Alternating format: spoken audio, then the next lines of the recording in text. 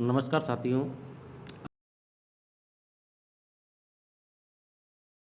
आज का स्थैतिक एवं प्रायोगिक विश्लेषण। आर्थिक विश्लेषण के संबंध में तीन विधियों का प्रयोग किया जाता है। एक स्थैतिक विश्लेषण, दूसरा तुलनात्मक स्थैतिक विश्लेषण और तीसरा प्रायोगिक या गत्यात्मक विश्लेषण। पहला है स्थैतिक विश्लेषण, दूसरा है तुलनात्मक स्थैतिक विश्लेषण, तीसरा है इस प्रायोगिक विश्लेषण, गत्यात्मक विश्लेषण। आज हम बात करेंगे स्थैतिक विश्लेषण की। इसमें परिवर्तन के मार्ग पर विचार नहीं किया जाता। स्थैतिक विश्लेषण साम्य रहित होता है तथा कुछ तत्वों को दिया हुआ मानकर चलता है।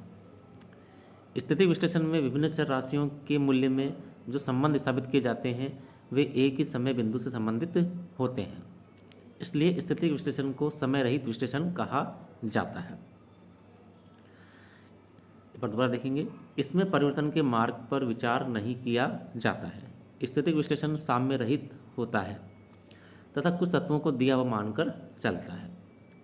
स्थैतिक विश्लेषण में विभिन्न चर राशियों के मूल्य में जो संबंध स्थापित किए जाते हैं वे एक ही समय बिंदु से संबंधित होते हैं।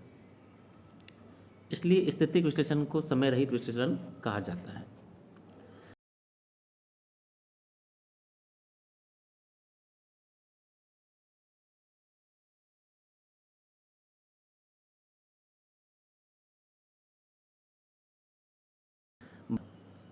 बाजार मांग वक्र व बाजार पूर्ति वक्र के परस्पर घटाव से एक संतुलन कीमत व संतुलन मात्रा का निर्धारण होना स्थैतिक विश्लेषण का व्यष्टि अर्थशास्त्र में सरलतम उदाहरण है।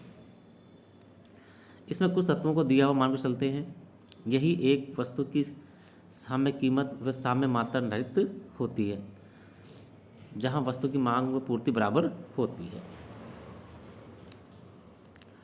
यह मांग को प्रभावित करने वाले विभिन्न भिन्न तत्व जैसे जनसंख्या, आय, खर्च, अन्य वस्तुओं की कीमतें आदि स्थिर माने जाते हैं। या मांग को प्रभावित करने वाले भिन्न भिन्न तत्व जैसे जनसंख्या, आय, खर्च, अन्य वस्तुओं की कीमतें आदि स्थिर माने जाते हैं। इस प्रकार की पूर्ति को प्रभावित करने वाले विभिन्न तत्व जैसे प्राकृतिक संसाधन, जनसंख्या, पूंजी, तकनीक, ज्ञान आदि स्थिर माने जाते हैं। इसी प्रकार पूर्ति को प्रभावित करने वाले विभिन्न तत्व जैसे प्राकृतिक साधन, जनसंख्या, पूंजी, तकनीकी ज्ञान आदि स्थिर माने जाते हैं। इन विभिन्न तत्वों को स्थिर मानकर संतुलन कीमत का अध्ययन करते हैं। यह संतुलन एक स्थिर कीमत का होता है। इसमें कोई हलचल पैदा होती है तो यह पुनः अपने आप ही संतुलन के पास आ जाता है।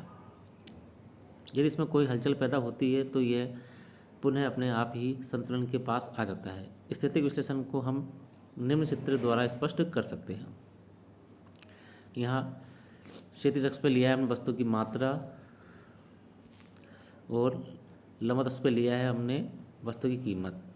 डी मांग वक्र है, बाजार मांग वक्र है, एस बाजार पूर्ति वक्र है। ये एक दूसरे को ई बिंदु पर काटते हैं जहाँ पर OX1 साम्य मात्रा और OP1 साम्य कीमत निर्धारित होती है। चित्र में कुछ बातों को स्थिर मानकर मांग व पूर्ति वक्र बनाए गए हैं जो कि एक दूसरे को ई बिंदु पर काटते हैं, जिससे एक दिए हुए समय में OP1 कीमत पर मांग की मात्रा पूर्ति के बराबर होती है। चित्र में कुछ बातों को स्थिर मानकर मांग व पूर्ति वक्र बनाए गए हैं जो कि एक दूसरे को ई बिंदु पर काटते हैं, जिसमें एक दिए हुए समय में OP1 कीमत पर मांग की मात्रा पूर्ति की मात्रा के बराबर होती है। इसके अतिरिक्त स्थितिक विश्लेषण का प्रयोग उत्पत्ति ह्रास नियम, तुलनात्मक लागत का सिद्धांत, किन्स के राष्ट्रीय निर्धारण सिद्धांत आदि में होता है। इसके अतिरिक्त स्थैतिक विश्लेषण का प्रयोग उत्पत्ति ह्रास नियम, तुलनात्मक लागत का सिद्धांत, किन्स के राष्ट्रीय आय निर्धारण सिद्धांत आदि में होता है। अब हम बात करेंगे सीमाएं। पहला, आर्थिक विकास को समझने में अनुपयुक्त। यह विश्लेषण वास्तविकता से परे है। आजकल अर्थशास्त्र में आर्थिक विकास का अध्ययन महत्वपूर्ण हो गया है, जिसमें प्रायोगिक विश्लेषण का उपयोग किया जाता है। पहला है आर्थिक विकास को समझने में अनुपयुक्त। ये विश्लेषण वास्तविकता से परे होता है। आजकल अर्थशास्त्र में आर्थिक विकास का अध्ययन महत्वपूर्ण हो गया है, जिसमें प्रायोगिक विश्लेषण का उपयोग किया जाता है। विभिन्न समयों के अध्ययन में अनुपयुक्त। ये विश्लेषण विभिन्न समयों के अध्ययन में काम नहीं लिया जा सकता, इसलिए वर्तमान में प्रायोगिक विश्लेषण का उपयोग बढ़ रहा है। विभिन्न समयों के अध्ययन में अनुपयुक्त। ये विश्लेषण विभिन्न समयों के अध्ययन में काम नहीं लिया जा सकता, इसलिए वर्तमान में प्रायोगिक विश्लेषण का उपयोग बढ़ रहा है। धन्यवाद साथियों।